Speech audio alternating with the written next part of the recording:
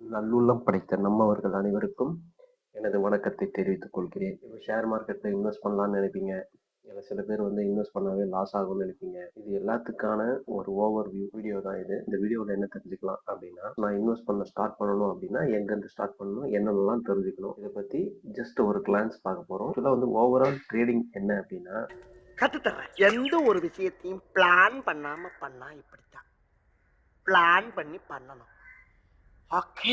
நான் இன்வெஸ்ட் பண்ணணும்னு நான் சொல்றேன் அப்படின்னா உங்களுக்கு ஒரு டவுட் வரும். ஏன் இன்வெஸ்ட் பண்ணணும்? ஆக்சுவலா வந்து ஓவரால் ட்ரேடிங் என்ன அப்படின்னா, டெக்னிக்கல் தெரிஞ்சுக்கிறது வந்து ஒரு 30% தான். அதாவது வந்து எங்க வாங்கணும், எங்க விற்கணும், பேட்டர்ன் தெரிஞ்சுக்கிறது இது எல்லாமே வந்து ஒரு 30% தான். மீதி 70% என்ன அப்படின்னா சைக்காலஜி. அந்த சைக்காலஜி இருக்கு பார்த்தீங்களா, அதுதான் ரொம்ப முக்கியம். அது என்ன அப்படின்றதையும் பார்க்க இருக்கோம்.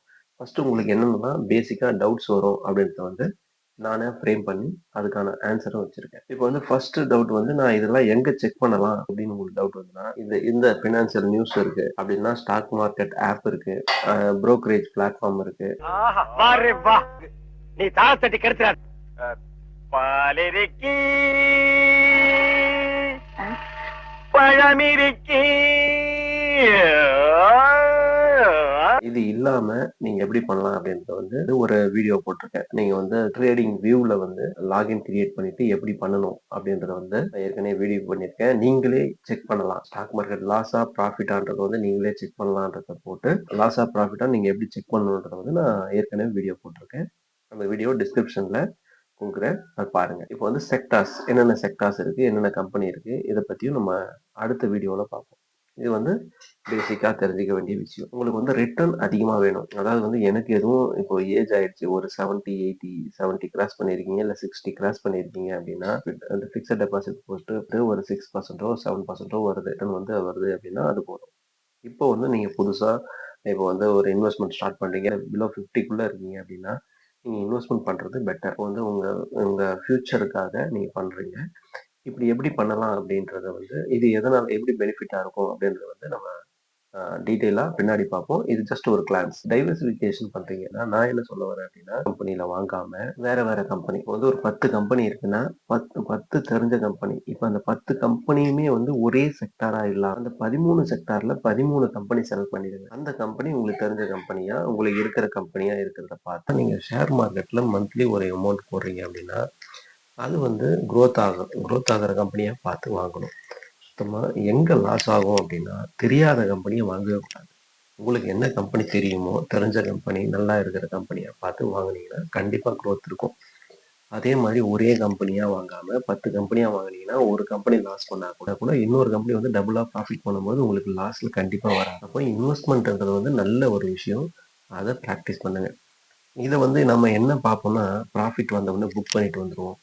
அப்படியே நம்மளுக்கு ஒரு இப்போ வந்து ஒரு 10,000 ருபீஸ் போடுறீங்க அப்படின்னா ஒரு ஒரு 500 ப்ராஃபிட் 10,500 வந்துச்சுன்னா 500 வந்துச்சுன்னு க்ளோஸ் பண்ணிட்டு வந்துருவீங்க. அது பார்த்தீங்கன்னா 13,000 இருக்கும், 14,000 மாறும். இப்போ இது எதனால ஒரு இது வந்து இதுதான் சைக்காலஜி. இதை வந்து நம்ம பின்னாடி பார்ப்போம். இப்போ நாம என்ன யோசிக்கணும் அப்படின்னா, நம்ம வந்து அந்த கம்பெனில ஒரு ஓனர் அப்படின்றத வந்து நம்ம மைண்ட்ல இருக்கும்.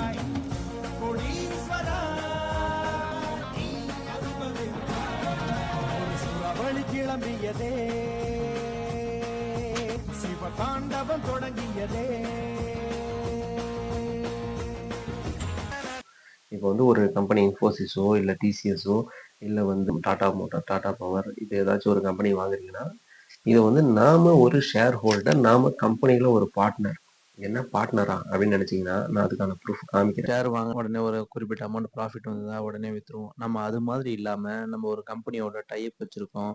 அவங்க ப்ராஃபிட் அண்ட் லாஸ்ல நாமளும் ஒரு ஒரு பார்ட்னரா இருக்கோம் அப்படின்ற ஒரு மென்டாலிட்டி. பாத்தீங்கன்னா இந்த முத்தூட் ஃபினான்ஸ்ல நான் வந்து ஷேர் வாங்கி வச்சிருக்கேன். நான் வந்து ஒரு பார்ட்னர் அப்படின்ற மீன் பண்ணி தான் இதை அமைச்சிருக்காங்க.